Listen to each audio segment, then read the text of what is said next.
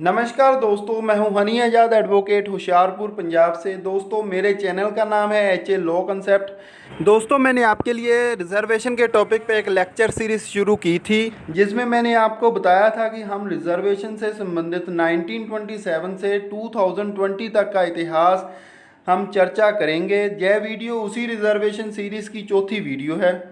दोस्तों, उस वीडियो में हम state of Madras versus Champakam Dorairajan 1951 की माननीय सुप्रीम कोर्ट की जजमेंट पर चर्चा कर रहे थे। दोस्तों, हमने उसमें आर्टिकल 13 और 15 के बारे में पढ़ लिया था, और उन वीडियोस को अगर आप देखना चाहते हैं तो ऊपर दिए गए लिंक पर क्लिक करके आप देख सकते हैं। और अब हम 29 आर्टिकल के बारे में चर्चा करेंगे। आर्टिकल 29 का हेडिंग है protection of interest of minorities, जिसका मतलब है कि अल्पसंख्यक के हितों की सुरक्षा। वैसे तो आर्टिकल 29 में दो क्लोजेस हैं, और सेकंड क्लोज के बारे में इस जजमेंट में पूरी डिटेल में बात की गई है, चर्चा की गई है, लेकिन हम आर्टिकल 29 के फर्स्ट क्लोज पे भी थोड़ी सी चर्चा करें। आर्टिकल 29 की पहली क्लॉज ये कहती है कि ऐसी कम्युनिटीज़ जिनकी भाषा, स्क्रिप्ट यानी लिपि, कल्चर यानी संस्कृति बाकी भारतवासियों से अलग है, जैसे शेड्यूल्ड ट्राइब्स, अनुसूचित कबीले, उनकी जो भाषा है, उनकी स्क्रिप्ट है यानी लिपि या कल्चर है जैसे संस्कृति, उनकी बाकी भारतवासियों से बिल्कुल अलग है, क्योंकि वो अलग रहते हैं, किसी से मिलते जुलते नहीं हैं। तो उनको अपनी भाषा, लिपि और संस्कृति को बचाने का अधिकार आर्टिकल 29 की पहली क्लॉज देती है। सेकंड क्लॉज ऐसे इंस्टीट्यूट जो एजुकेशनल इंस्टीट्यूट हैं, जो कि सरकार के द्वारा या तो चलाए जाते हैं या फिर सरकार से फंड प्राप्त करते हैं, तो ऐसे इंस्टीट्यूट के ऊपर एक रिस्ट्रिक्शन लगाती है कि वो एडमिशन के टाइम पे कोई भी भेदभाव ना करे, यानी फिर भेदभाव on the basis of discrimination on the basis of religion, धर्म, कास्ट यानी जाति, नस्ल यानी रेस, या भाषा यानी लैंग्वेज के बेसिस पे किसी के साथ भेदभाव नहीं कर सकती।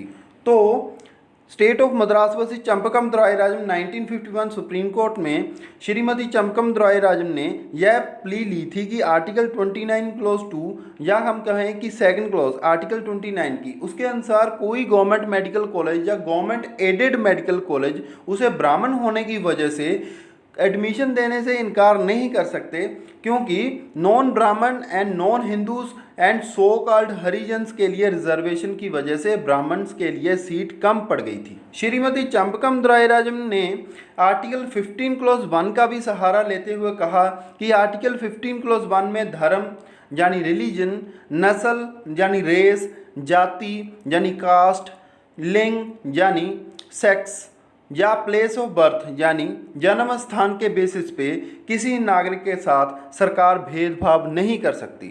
यानी मैं रिपीट कर रहा हूँ, सरकार भेदभाव नहीं कर सकती। बाद में दूसरी तरफ के सरकारी वकील यानी अटॉर्नी जनरल ऑफ इंडिया ने ये प्ली ली थी कि आर्टिकल 36 से 51 तक directive principle of state policy हैं, तो उनमें आर्टिकल 37 जिसकी हेडिंग है application of principles contained in part 4 यानी 36 to 51 आर्टिकल में बताए गए जो सिद्धांत हैं उनकी एप्लीकेशन क्या होगी, मतलब वो कहाँ कहाँ पे अप्लाई किए जाएंगे। हम बात कर रहे थे आर्टिकल 37 के बारे में। आर्टिकल 37 में लिखा है कि पार्ट 4 में दिए गए कोई भी सिद्धांत परिवर्तनीय नहीं है, यानी हम कहें कि अगर इनको एनफोर्स करवाने के लिए अगर सरकार इनको एनफोर्स नहीं करती है, इनको लागू नहीं करती है, तो कोई भी नागरिक इन्हें लेके सुप्रीम कोर्ट या हाई कोर्ट या किसी भी अदालत में नहीं जा सकता कि इनको एनफोर्स करवाया जाए, क्योंकि ये परिवर्तनीय नहीं है, ये एनफोर्सिएबल नहीं है। इन्हें हम इंग्लिश में बोलते हैं कि इनजस्टिसिएबल। इनजस्टिसिएबल का मतलब इन्हें हम कोर्ट में लेके जाके एनफोर्स या परिवर्तनीय नहीं करवा सकते। फॉर एग्ज़ाम्पल आर्टिकल 44 में लिखा है कि सरकार हर प्रयत्न करेगी कि हर एक भारतीय नागरिक के लिए एक यूनिवर्सल सिविल कोड हो, यानी चाहे कोई हिंदू हो, मुस्लिम हो, सिख हो या ईसाई हो, यहूदी हो या पारसी हो, अगर वो भारतीय नागरिक है तो वह यूनिवर्सल सिविल कोड से ही गवर्न होगा, और अलग अलग धर्म का अपना अपना कानून नहीं होगा या पर्सनल लॉज नहीं होंगे। For example Hindu personal laws और Muslim personal laws. Constitution of India तो 1950 में लागू हो गया था और आर्टिकल 44 में यह लिखा गया था कि सरकार हर प्रयत्न करेगी कि यूनिफॉर्म सिविल कोड लाया जाए।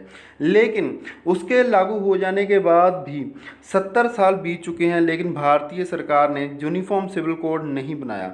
जबकि अंग्रेज़ अपने टाइम में क्रिमिनल लॉ को यूनिवर्सली एप्लीकेबल कर गए थे। हिंदुओं को, मुस्लिम और क्रिश्चियन कोई भी हो, और उसके लिए क्रिमिनल लॉ सभी के लिए एक समान था। संविधाओं के का कानून यानी इंडियन कॉन्ट्रैक्ट एक्ट को भी यूनिवर्सली एप्लीकेबल कर गए। संपत्ति अंतरण अधिनियम यानी ट्रांसफ़र ऑफ प्रॉपर्टी एक्ट को भी यूनिवर्सली एप्लीकेबल कर गए। लेकिन भारत से एक यूनिफॉर्म सिविल कोड तैयार नहीं हो पाया है। तो यहाँ पे कोई इंसान माननीय सुप्रीम कोर्ट या माननीय हाई कोर्ट में केस नहीं कर सकता कि सरकार को विवश किया जा सके कि वो यूनिफॉर्म सिविल कोड को तैयार करे, क्योंकि आर्टिकल 36 से लेकर 51 तक अनएनफोर्सिएबल या अनजस्टिसिएबल राइट्स हैं। पर आर्टिकल 37 में एक और बात बहुत ही महत्वपूर्ण यह लिखी हुई है कि आर्टिकल 37 से लेके आर्टिकल 51 तक यानी पार्ट 4 में जो सिद्धांत लिखे गए हैं वो सरकार चलाने के लिए फंडामेंटल हैं, और ये सरकार की जिम्मेवारी बनती है कि इन सिद्धांतों को कभी भूले ना और कानून को बनाने में इन सिद्धांतों को अप्लाई किया जाए। सरकारी वकील यानी अटॉर्नी जनरल ऑफ इंडिया ने यह प्ली ली थी कि ये कॉन्स्टिट्यूशन सरकार के ऊपर एक बर्डन डालता है, या हम कहें कि कॉन्स्टिट्यूशन सरकार को आदेश देता है, जो आदेश सरकार को मानना ही पड़ेगा। उसके बाद उन्होंने प्ली ली कि आर्टिकल 46 जो इन सिद्धांतों का ही हिस्सा है, उसमें लिखा है कि सरकार कमज़ोर पिछड़े वर्गों के एजुकेशनल और इकोनॉमिक इंटरेस्ट की देखरेख करेगी, खासकर शेड्यूल कास्ट और शेड्यूल ट्राइब्स के एजुकेशनल एंड इकोनॉमिक इंटरेस्ट, और उन्हें सामाजिक अन्याय और शोषण से बचाएगी। लेकिन कितना बचाती है आप हमें कमेंट करके ज़रूर बताएं। आर्टिकल 46 के पीछे के उद्देश्य को समझना बहुत ज़रूरी है। पहला उद्देश्य ये है कि कमज़ोर वर्ग को बराबर के पायदान पे लेके आना। दूसरा उद्देश्य कमज़ोर वर्ग को दूसरे से compete करने के योग्य बनाना। दूसरे से मेरा मतलब है जो स्ट्रॉन्ग है, स्ट्रॉन्ग दोनों तरफ से हो सकते हैं, एजुकेशनल साइड से भी हो सकते हैं और इकोनॉमिक साइड से भी हो सकते हैं। आर्टिकल 46 का तीसरा उद्देश्य है योग्य रिप्रेजेंटेशन देना, कमज़ोर वर्ग को योग्य रिप्रेजेंटेशन देना। रिप्रेजेंटेशन का मीनिंग है यहाँ पे कि प्रतिनिधित्व देना, यानी जो मिशनरी जो देश को चला रही है उसमें हर वर्ग की जिम्मेवारी, हर वर्ग की जो भागीदारी होनी चाहिए। अब हम देखते हैं कि रिप्रेजेंटेशन किन किन फील्ड्स में हो सकती है, किन किन क्षेत्र में रिप्रेजेंटेशन देनी जरूरी है। पहला है पॉलिटिकल सेटअप। पॉलिटिकल सेटअप का मीनिंग है जैसे सेंट्रल लेजिस्लेचर, जैसे पार्लियामेंट, जिसमें आते हैं लोकसभा या राज्यसभा, उसमें जो प्रॉपर रिप्रेजेंटेशन मिलनी ज़रूरी है। वैसे तो माननीय प्रेसिडेंट की भी जो पोस्ट होती है वो भी पार्लियामेंट का ही हिस्सा है, लेकिन वो एक ही पोस्ट होती है तो इसमें हम रिजर्वेशन नहीं दे सकते, तो हम रिप्रेजेंटेशन सिर्फ लोकसभा और राज्यसभा की ही बात कर रहे हैं यहाँ पे। दूसरा हम बात करते हैं कि स्टेट लेवल पे स्टेट लेजिस्लेटिव असेंबलीज और स्टेट लेजिस्लेटिव काउंसिल की बात करते हैं, वहाँ पे भी रिप्रेजेंटेशन देना ज़रूरी है। स्टेट लेवल पे भी हर वर्ग की जो भागीदारी होना बहुत ही अत्यंत ज़रूरी है। अब हम बात करते हैं लोकल लेवल पे, लोकल सेल्फ गवर्नमेंट भी हम बोल देते हैं या पंचायती राज सिस्टम भी बोल देते हैं, वहाँ पे भी रिप्रेजेंटेशन की ज़रूरत है। अब हम बात करते हैं ब्यूरोक्रेटिक सेटअप की। ब्यूरोक्रेटिक सेटअप में भी रिप्रेजेंटेशन की ज़रूरत है, तो रिप्रेजेंटेशन एडुकेट बनाने के लिए यानी कमज़ोर वर्ग को बराबर के पायदान पे लाने के लिए वहाँ पे उन कमज़ोर वर्ग को एडिशनल बेनिफिट देने पड़ेंगे। तो एडिशनल बेनिफिट हम रिजर्वेशन के रूप में दे सकते हैं, तो वहाँ पे रिजर्वेशन दे के एडुकेट लेवल पे रिप्रेजेंटेशन उनकी कमज़ोर वर्ग की बढ़ाई जा सकती है ब्यूरोक्रेटिक सेटअप में। जुडिशियल सेटअप की बात करें तो वो भी ब्यूरोक्रेटिक सेटअप के तरह रिजर्वेशन इन सर्विसेज का प्रावधान करके एक एडिशनल बेनिफिट कमज़ोर वर्ग को देके हम उनको बराबर के पायदान पे जुडिशियल सेटअप में लाया जा सकता है। तो अब हम बात करते हैं इकोनॉमिक सेटअप में। इकोनॉमिक सेटअप में कमज़ोर वर्ग को बराबर के पायदान पे लाने के लिए हम सब्सिडाइज्ड लोन फैसिलिटी की बात कर सकते हैं, वहाँ पे हम फैसिलिटी दे सकते हैं उन्हें। तो इसके इसी तरह के और भी फैसिलिटीज़ जो हम दे के उनको रिप्रेजेंटेशन इन इकोनॉमिक सेटअप में भी दे सकते हैं। मतलब कहने का ये है कि हर क्षेत्र में रिप्रेजेंटेशन कमज़ोर वर्ग को भी मिलनी चाहिए। तो स्टेट ऑफ मद्रास के सरकारी वकील यानी लर्नड अटॉर्नी जनरल का कहना था कि आर्टिकल 46 और 37 कहते हैं कि जो मद्रास सरकार ने गवर्नमेंट कम्युनल ऑर्डर पास किया था, जिसके ज़रिए शेड्यूल कास्ट, शेड्यूल ट्राइब्स और अन्य कमज़ोर वर्गों के डेवलपमेंट या प्रमोशन के लिए जो ये गवर्नमेंट कम्युनल ऑर्डर पास किया गया था, ऐसा करने के लिए संविधान आर्टिकल 37 में सरकार को आदेश दे रहा था और इसी आदेश की पालना करते हुए स्टेट ऑफ मद्रास ने ये कम्युनल ऑर्डर पास किया था। तो अब दोनों ही साइड की आर्गुमेंट सुनने के बाद ये बात सामने आई कि आर्टिकल 15 क्लॉज 1 और 29 क्लॉज 2 एक तरफ हैं और आर्टिकल 37 और 46 दूसरी तरफ, दोनों अलग अलग बात कर रहे हैं।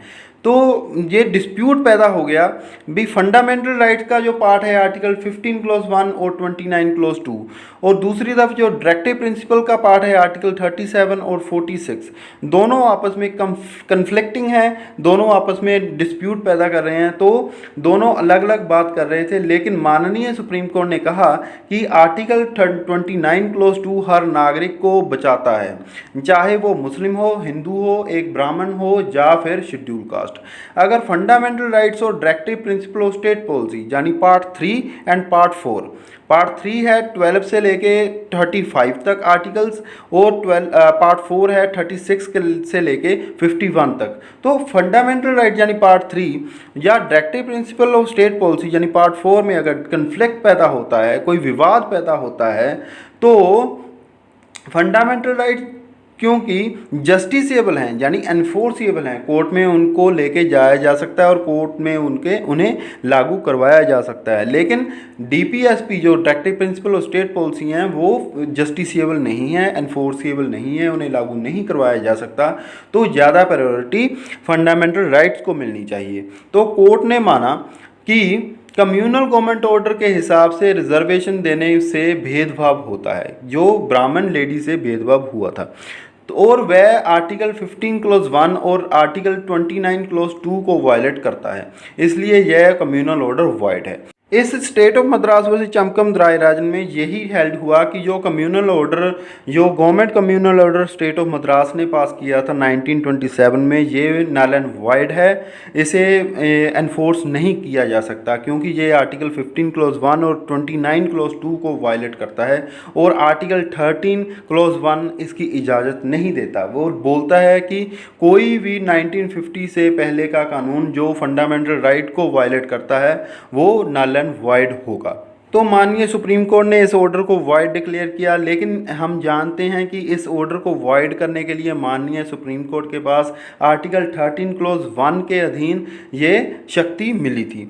तो आर्टिकल 13 क्लॉज 1 को आर्टिकल 32 के साथ पढ़ना ज़रूरी है। तो यहाँ पे ये जजमेंट तो ख़त्म हो गई, लेकिन इस जजमेंट के बाद क्या हुआ ये भी जानना बहुत ज़रूरी है, क्योंकि ये जजमेंट आई थी 1951 में। तो 1951 इस जजमेंट के आने के तुरंत बाद एक अमेंडमेंट आई कॉन्स्टिट्यूशन में, जिसे हम पहली अमेंडमेंट बोलते हैं, कॉन्स्टिट्यूशन की सबसे पहली अमेंडमेंट। तो इसमें ये जजमेंट को निरस्त करने के लिए, इस जजमेंट के ऑर्डर को निरस्त करने के लिए जो हमारी इंडियन पार्लियामेंट है, उन्होंने फर्स्ट प्रोविजनल पार्लियामेंट थी, उन्होंने फर्स्ट अमेंडमेंट कॉन्स्टिट्यूशन में की। इसके बाद उन्होंने आर्टिकल 15 में चौथा क्लॉज जो है, पहले तो उसमें ओरिजिनली 3 क्लॉजेस थे, तो आर्टिकल 15 में चौथा क्लॉज ऐड किया गया, जिसमें आर्टिकल 46 जो डीपीएसपी यानी directive principle of state policy का हिस्सा है उसे ही इंसर्ट कर दिया गया, जिसमें स्पेशली लिखा गया कि सोशली एंड एजुकेशन यानी सामाजिक तौर पर और विद्यक तौर पर, यानी एजुकेशनली जो बैकवर्ड लोग हैं, सोशली जो बैकवर्ड लोग हैं उनको, और ख़ासकर शेड्यूल कास्ट और शेड्यूल ट्राइब के लोगों की एडवांसमेंट यानी तरक्की के लिए अगर सरकार कोई कानून पास करती है या कार्यपालिका कोई कदम उठाती है तो यह आर्टिकल 15 क्लॉज 1 और 29 क्लॉज 2 का उल्लंघन नहीं होगा। तो इस हिसाब से जो जजमेंट में ऑर्डर पास किया गया था उसका जो इफ़ेक्ट था उसे निरस्त करने के लिए, उसे इनइफेक्टिव बनाने के लिए ये फर्स्ट अमेंडमेंट की गई। उसमें ये स्पेशली लिखा गया कि आर्टिकल 15 क्लॉज 1 और 29 क्लॉज 2 का अगर उल्लंघन हो भी गया तो भी ये उल्लंघन नहीं माना जाएगा। तो कोर्ट के फैसले को न्यायपालिका ने निरस्त कर दिया और कमज़ोर वर्ग, पिछड़ा वर्ग, खासकर शेड्यूल कास्ट और शेड्यूल ट्राइब को रिजर्वेशन का हक दोबारा से मिल गया। Thank you so much for watching my video.